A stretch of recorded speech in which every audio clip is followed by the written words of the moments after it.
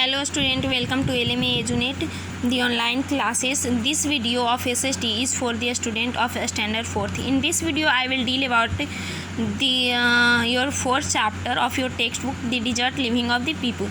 मतलब इसमें हम रेगिस्तान के बारे में डील करेंगे. इंडिया के मैप में जो रेगिस्तान पार्ट है जहाँ पे सिर्फ बालू ही बालू होते हैं, वहाँ पे उन एरिया के बारे में हम पढ़ेंगे जहाँ पे लोग रहते हैं. डिजर्ट मतलब रेगिस्तान में भी वैसे रेगिस्तान के बारे में हम पढ़ेंगे जहाँ पे लोग रहते हैं. तो पहले हम जानते हैं कि रेगिस्तान होता क्या है. तो desert is a flat land covered with a thick sheet of loose sand. मतलब वैसा लैंड जहाँ पे सिर्फ बालू ही बालू हो, उसको हम क्या बोलते हैं? डिजर्ट बोलते हैं. उसी को हम रेगिस्तान बोलते हैं, उसी को हम मरुस्थल बोलते हैं. इंडिया का सबसे बड़ा डिजर्ट कौन सा है, जिसको इंडियन डिजर्ट भी बोलते हैं, वो है थार डिजर्ट. इंडिया का सबसे बड़ा डिजर्ट क्या है? Thar desert. The important area covered by the desert include. अब डिजर्ट एरिया में कुछ इंपॉर्टेंट एरिया हैं जिसका नाम है, जैसे बाड़मेर, जैसलमेर, जोधपुर, बीकानेर, सूरतगढ़ एंड गंगानगर. ये कुछ एरिया हैं, ये डिजर्ट एरिया जो कि कुछ इम्पॉर्टेंट एरिया हैं. तो इंडियन डिजर्ट जो है वो रन ऑफ कच्छ से लेकर साउथ वेस्ट में, जो रन ऑफ कच्छ है वहाँ से लेकर हरियाणा जो कि नॉर्थ वेस्ट में पड़ता है, तो हरियाणा का जो बॉर्डर है वहाँ तक है. साउथ वेस्ट से नॉर्थ वेस्ट में रन ऑफ कच्छ से हरियाणा स्टेट का जो बॉर्डर है वहाँ तक है. और ये ईस्ट से ये अरावली माउंटेन रेंज से, ईस्ट में अरावली माउंटेन रेंज से लेकर के पाकिस्तान के बॉर्डर तक है. यानी कि नॉर्थ वेस्ट कहाँ हो गया? साउथ वेस्ट से नॉर्थ वेस्ट तक है ये रन ऑफ कच्छ से बॉर्डर ऑफ हरियाणा तक, और अरावली माउंटेन रेंज ईस्ट में है जो, तो ईस्ट में अरावली माउंटेन रेंज से लेकर के बॉर्डर ऑफ पाकिस्तान तक है इंडिया का dessert.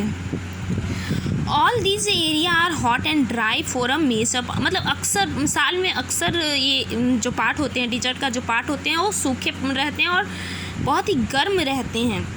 Some part of it are rocky. कुछ पार्ट जो पत्थर होते हैं, छोटे छोटे पत्थर होते हैं.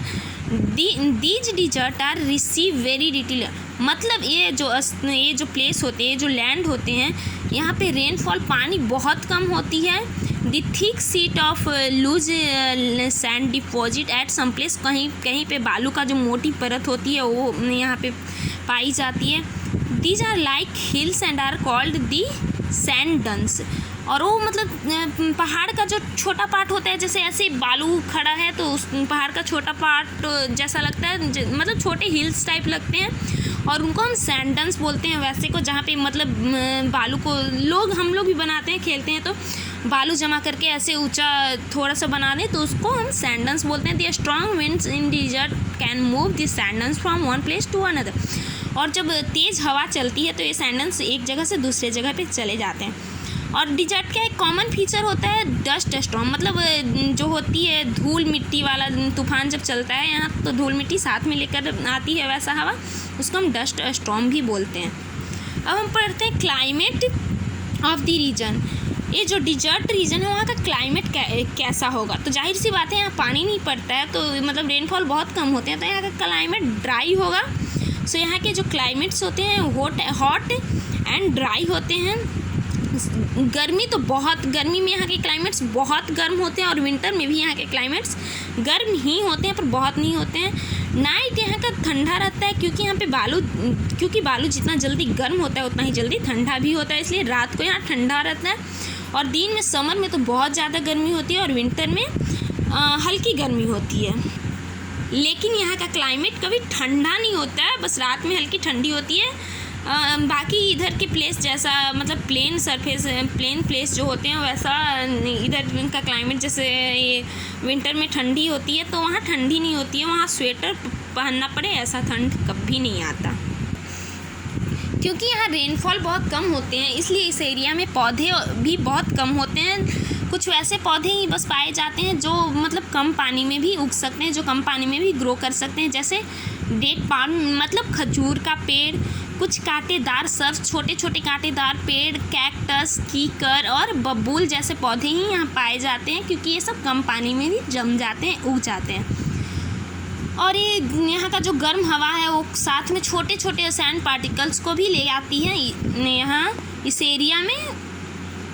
There is absence of permanent river, मतलब यहाँ डिजर्ट एरिया में परमानेंट रिवर कोई नहीं होती है। कुछ रिवर्स ऐसी होती है जो समर में आती है, जो रेनी सीजन में आती है और फिर वो रिवर सूख जाती है, इसलिए यहाँ पे परमानेंट रिवर नहीं होती है। यहाँ पानी की कमी हमेशा रहती है। कुछ प्लेस ऐसे भी हैं जहाँ से उनके लोगों को बहुत दूर तक जाना पड़ता है पानी के लिए। तो ये हो गई यहाँ की क्लाइमेट, मतलब किसी भी रीजन में यहाँ ठंडी नहीं होती है, समर में बहुत ज़्यादा गर्मी होती है और विंटर में भी गर्म ही रहता है।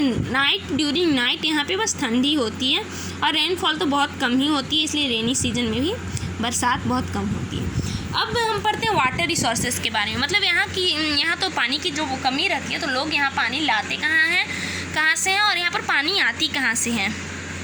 तो at a few place the underground water reach the surface through a springs, कुछ वैसे प्लेस होते हैं जहाँ पे अंडरग्राउंड वाटर्स मतलब ये यहाँ पे आते हैं स्प्रिंग के थ्रू, तो वैसे प्लेस को हम ओसिस बोलते हैं।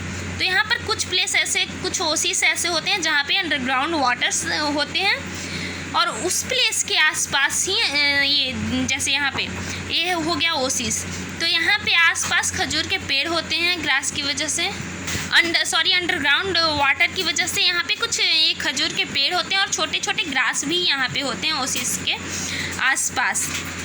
इन the Indian desert there are many such oasis, Indian desert मतलब भारत में जो ये रेगिस्तान है वहाँ पे बहुत सारे ऐसे ओसिस हैं। Jaisalmer is one such Oasis, मतलब जैसालमेर ऐसे ही ओसिस में से एक ओसिस है। Recently the government has constructed the Indira Gandhi canal, मतलब इधर कुछ हाल फिलहाल में इंडिया का जो गवर्नमेंट है वो इंदिरा गांधी कैनाल बनाई है, जो कि सतलज नदी से उसमें पानी आता है डिजर्ट तक और यहाँ के लोगों को फार्मिंग में हेल्प करती है।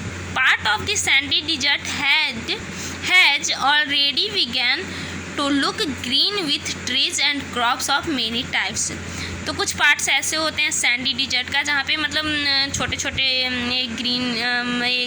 लुक ग्रीन्स विथ ट्रीज, छोटे छोटे पौधे वहाँ पे होते हैं, इसलिए ग्रीन मतलब वहाँ पे हरियाली होती है।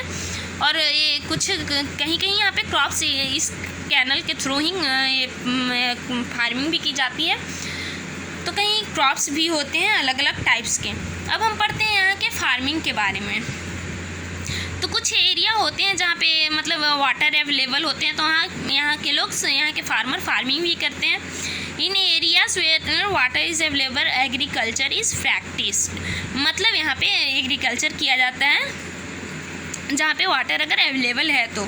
दी farmer grow wheat, jowar and bajra on their field, तो ये जो लोग होते हैं वो बाजरा, गेहूँ में सब उगाते हैं अपने फील्ड पे।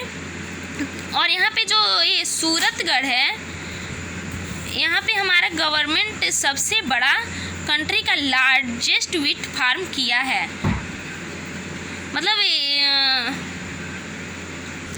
हमारा जो गवर्नमेंट है यहाँ पे व्हीट फार्म मतलब यहाँ पे सबसे ज़्यादा गेहूं की ये उपज की जाती है और सूरतगढ़ में बनाया गया है, गवर्नमेंट ने यहाँ पे बनाया है। अब हमें पढ़ना है कि यहाँ के लोगों का लिविंग मतलब रहन सहन यहाँ के लोगों का कैसा होता है। तो लोग जो डिजर्ट एरिया में रहते हैं वो वहाँ के वेदर के साथ रहना तो पहले सीख लेते हैं। जब वेदर बदलता है तो लोग उस वेदर के साथ रहना सीख लेते हैं, उन्हें रहना आ जाता है। The people inhabit the lands wherever little water is available to practice agriculture and the other activity. People तो वहाँ के लोग मतलब रहने की आदत डाल लेते हैं क्लाइमेट्स के अकॉर्डिंग। कभी कभी ऐसा होता है जब ये पार्शियली एग्रीकल्चर भी कर लेते हैं, खेती भी करते हैं और लोग कभी कभी जब वहाँ पे वाटर अवेलेबल होता है तो। Life in the desert region is very hard and difficult, मतलब ये रेगिस्तान में रहना बहुत ही मुश्किल है क्योंकि वहाँ पानी की कमी होती है और बहुत गर्मी होती है, तो जाहिर सी बात है वहाँ हर कोई नहीं रह सकता है। वहाँ के जो लोग होते हैं वो मतलब सीप, गोट, कैमल्स और ये सब पालना पसंद करते हैं, सब पालते हैं। Some people travel from one place to another in search of food for themselves and their animal, मतलब वहाँ के जो लोग होते हैं वो खुद के लिए और अपने पशु जिसको पालते हैं उसके लिए फूड लाने के लिए इधर उधर भटकते भी हैं, सर्च करते हैं, खोजते हैं, फिर फूड लाते हैं. Some people are popularly called such peoples are popularly called Banjara. और इस टाइप के पीपल जो फूड के लिए खाने के लिए इधर उधर घूमते हैं उनको हम लोग बंजारा कहते हैं.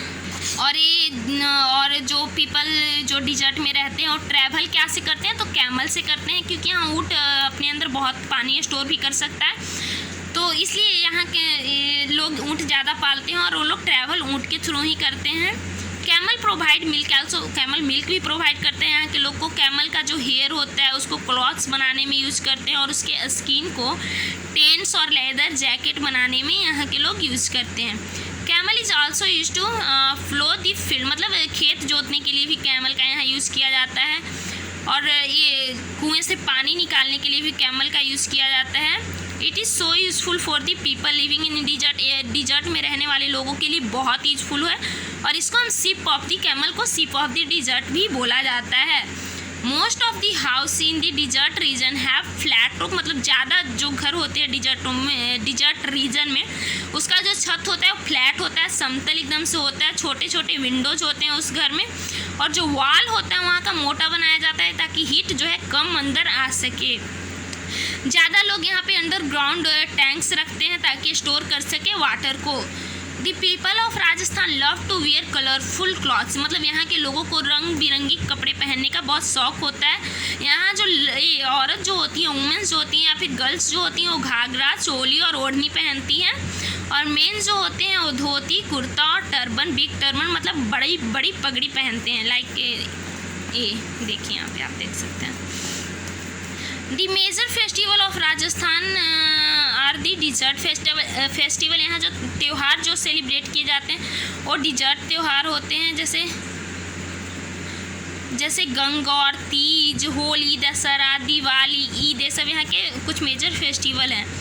Jaipur is the capital city. अब राजस्थान का कैपिटल क्या है तो Jaipur. It is called the pink city. Jaipur को हम पिंक सिटी भी बोलते हैं.